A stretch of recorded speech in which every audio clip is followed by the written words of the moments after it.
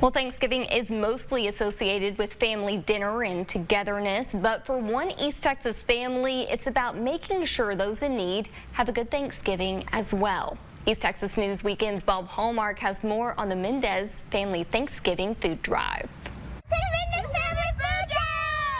A sergeant in the National Guard, Daniel Mendez of Kilgore, and his family work every November to make sure other families in need have everything they need for Thanksgiving. An idea started by his daughter. My daughter, Destiny Mendez, was probably about 14 years old, a student at Kilgore High School, and she wanted to give back to her community.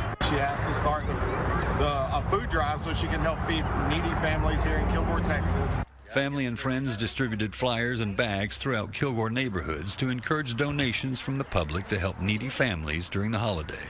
You see tons of families who can't afford Thanksgiving this year, the past 5 years, because prices are so high right now. It's all part of giving back to the community, and Daniel has made it a point to get that message across to his children.